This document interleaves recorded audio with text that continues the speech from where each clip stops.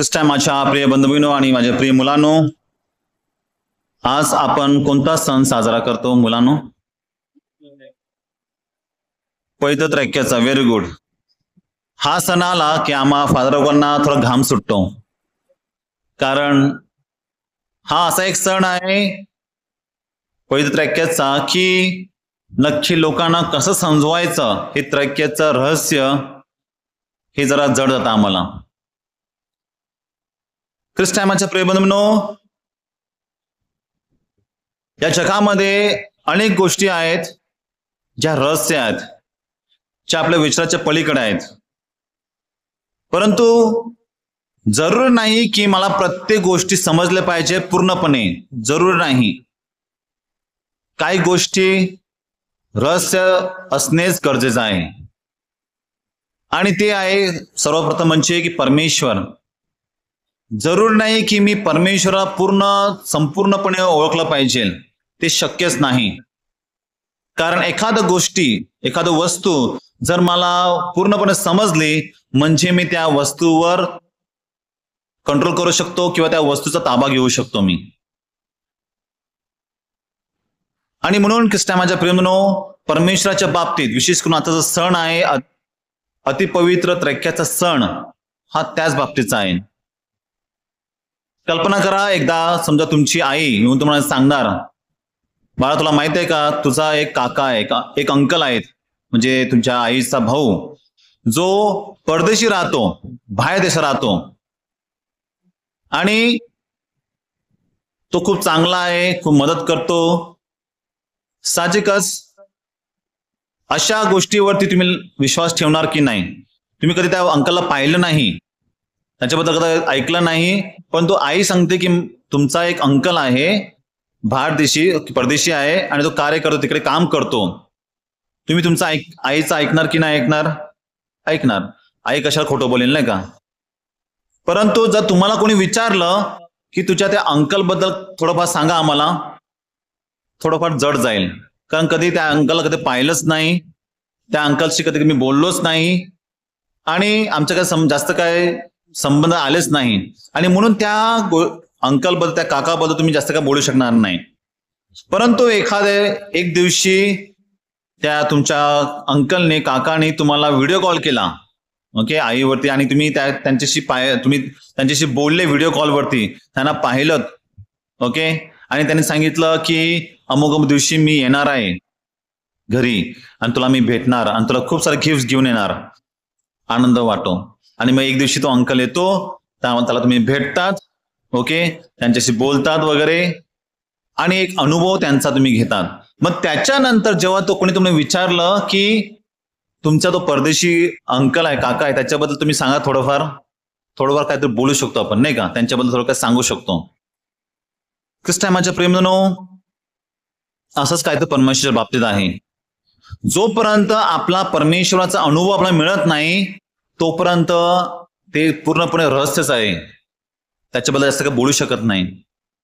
आणि म्हणून आपल्याला प्रत्येकाला परमेश्वराचा जवळचा अनुभव आला पाहिजे की ख्रिस्त कोण आहे माझ्यासाठी, परमेश्वर माझ्यासाठी कोण आहे, पवित्र आत्मा माझ्यासाठी कोण आहे, याचा जवळचा अनुभव आपल्या प्रत्येकाला आला पाहिजे. जसं मी सांगितलं की पिता, पुत्र आणि पवित्र आत्मा, 3 लोक, बरोबर? 3 लोक म्हणजे 3 देव, हो की नाही? म्हणजे आपल्याला 3 देव आहेत, बरोबर? पिता, पुत्र आणि पवित्र आत्मा. 3 देव नाही, एकच देव. आता हे गणित समजायला सोपं नाही. 1 + 1 + 1 = 3, पण इकडे आहे 1 + 1 + 1 = 1. समजणार का? आपल्या मानसिक बुद्धीलाही समजणार नाही. आणि म्हणून ख्रिस्त माझ्या प्रेमनो, 3 व्यक्ती एकच परमेश्वर, कसं काय शक्य आहे? बिशप फुलटनशील त्यांनी एक सुंदर उदाहरण दिलं आहे हे समजवण्यासाठी की 3 व्यक्ती एक परमेश्वर कसं काय आपण समजू शकतो. कारण जरी ती 3 व्यक्ती असली, त्यांचा नेचर जो आहे तो एकच आहे. उदाहरणार्थ आपण जर पाणी घेतला, पाणी, ओके, आता जे इंग्लिश मध्ये, सायन्स मध्ये, okay, liquid water is a liquid state, correct, liquid form मध्ये. जर मी त्याच पाणीला फ्रीजमध्ये ठेवलं तर त्याचं काय बनतं? सॉलिड. काय बनतं? बर्फ बनतं. It is solid state. बरोबर. तो बर्फ मी काढला आणि बाहेर उन्हात ठेवला, काय होतं त्याचं? लिक्विड वेपर ना, गॅस किंवा वेपर होतं त्याचा. मला सांगा, लिक्विड, सॉलिड आणि गॅस तीन वेगवेगळे. बरोबर. परंतु पाणी एकच होता का की पाणी बदलला? पाणी एकच होता. तोच पाणी पण तीन वेगळे प्रकार, सॉलिड, लिक्विड आणि गॅशियस. अशा प्रकारे जो मेन नेचर आहे, जो मेन मॅटर आहे तो एकच आहे, परमेश्वर. तीन व्यक्ती, आणि म्हणून त्याला आपण वेगळं करू शकत नाही. बिना पाण्याचा तुम्हाला बर्फ मिळेल का? नाही मिळणार. बर्फासाठी पाण्याची गरज आहे, आणि जे वेपरसाठी त्याला सुद्धा पाण्याची गरज आहे. आणि म्हणून ख्रिस्ता माझ्या प्रेमानो, तीन व्यक्ती एकच परमेश्वर.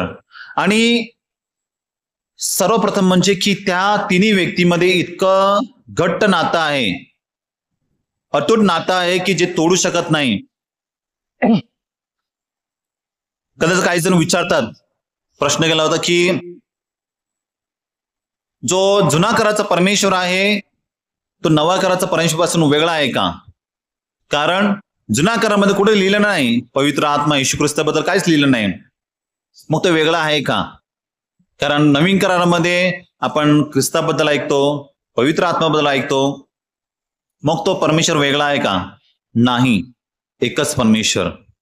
परंतु आपण जर बायबल वाचन केलं तर आपण समजणार की परमेश्वर हळूहळू आपला स्वतःला तो प्रकट करत असतो, दाखवत असतो. ख्रिस्ताच्या प्रेमानो, ज्या प्रकारे आपली बुद्धी असते त्या प्रकारे आपलं ज्ञान मिळत असतो. आपण जेव्हा शाळेत जातो की पहिलीमध्ये ज्या एखादा विद्यार्थी असेल, साहजिकच पहिलीचे विद्यार्थ्याला आपण इंग्लिश ग्रामर किंवा व्याकरणामध्ये लगेच शिकवत नाही, नाही का? त्यांना समजणार नाही. पण हळूहळू जेव्हा ते मोठे होतात, हळूहळू त्यांना ते समजण्यात येते. त्याच प्रकारे परमेश्वर आणि बायबलमध्ये सुद्धा हळूहळू मानव जातीला स्वतःला प्रकट केलं. आणि सर्वात अंतिम प्रकटीकरण म्हणजेच येशू ख्रिस्त, की जेव्हा ख्रिस्ताने या जगावर जन्म घेतला तेव्हा परमेश्वराने स्वतःला पूर्णपणे प्रकट केलेला आहे. आणि मग ख्रिस्ता माझ्या प्रियबंधूंनो, आजचा सण आपल्याला विशेष करून एक गोष्ट सांगत आहे की परमेश्वर एक आहे. तीन व्यक्ती पण त्यांच्यामध्ये एकी आहे. आणि म्हणून जे काय ते करतात ते एकमेकाला समजून घेतात, एकमेकांमध्ये त्यांच्यामध्ये प्रेम असतं, नातं असतं. आणि जे पवित्र त्रैक्य जो आहे, हा देव, पवित्र त्रैक्याचा देव बायबलमध्ये सर्वप्रथम कोणाला प्रकट झाला? पवित्र मरियेला. का? कारण पवित्र मरिया जेव्हा देवदूताने संदेश दिला की तू गर्भवती होशील आणि पवित्र आत्माच्या द्वारे तू गर्भ होशील, म्हणजेच ऑलरेडी पिता परमेश्वर आहेच, पवित्र आत्मा आलेला आहे. आणि कोण जन्म घेणार? ख्रिस्त. तिन्ही व्यक्ती त्याच्यामध्ये समावेश आलेले आहेत. आणि म्हणून पवित्र मरिया ही एकमेव पहिली व्यक्ती होती ज्याला पवित्र त्रैक्याचं दर्शन घडलेलं आहे. आणि मग ख्रिस्ताच्या त्याच्यानंतर आपण पाहतो की वेगवेगळे परमेश्वराने प्रकट केलेला आहे. विशेष करून जेव्हा ख्रिस्ताचा बाप्तिस्मा झाला तेव्हा सुद्धा स्वर्गीय पित्या होता, कारण वाणी ऐकू आली आणि पवित्र आत्माला कबुतराच्या द्वारे, कबुतराच्या रूपात. आणि आपण पाहतो की ख्रिस्त काय. आणि म्हणून तिन्ही व्यक्ती पुन्हा एकदा बायबलमध्ये आपण पाहतो.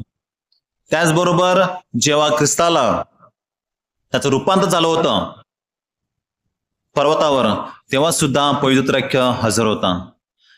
ख्रिस्ताच्या प्रेमीनो, आजचा सण आपल्याला एक गोष्ट मात्र आपल्याला सांगत आहे की ज्या प्रकारे पिता, पुत्र आणि पवित्र आत्मा तीन वेगवेगळी व्यक्ती असून सुद्धा त्यांच्यामध्ये ऐक्य आहे, त्याच प्रकारे आपल्या कुटुंबामध्ये, आपल्या समाजामध्ये, जिथे आपण काम करतो, जरी आपण वेगवेगळे व्यक्ती असले तरी सुद्धा आपल्यामध्ये ऐक्य पाहिजे. पण बऱ्याच वेळा आपण काय पाहतो की आपल्यामध्ये वादविवाद निर्माण होतात, आपल्यामध्ये द्वेष निर्माण होतो, राग निर्माण होतो, आणि कधी कधी आपण एकमेकाचं तोंड सुद्धा पाहत नाही. का? कुठेतरी आपण ते ऐक्याची गोष्ट आहे ती आपण विसरलेलो आहोत, ऐक्य आपण विसरून गेलेलो आहोत. आणि म्हणून ख्रिस्ता माझ्या प्रेमानो, आजचा सण आपल्याला एकच सांगत आहे की परमेश्वर एक आहे, कारण त्यांच्यामध्ये एक गोष्ट जी कॉमन आहे ती म्हणजे प्रेम. कारण योहान शुभदा अध्याय 4 ओवी 8, योहानाचं पहिलं पत्र, त्याच्यामध्ये आपण ऐकतो की परमेश्वर सांगतो, योहान सांगतो की देव प्रेम आहे, गॉड इज लव्ह, परमेश्वर प्रेम आहे, आणि म्हणून हे प्रेम जे आहे त्यांना एकत्र ठेवते.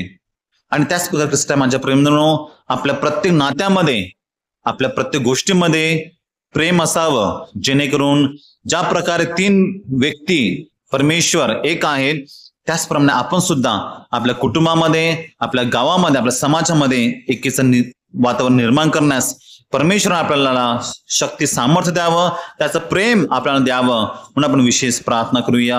आमेन.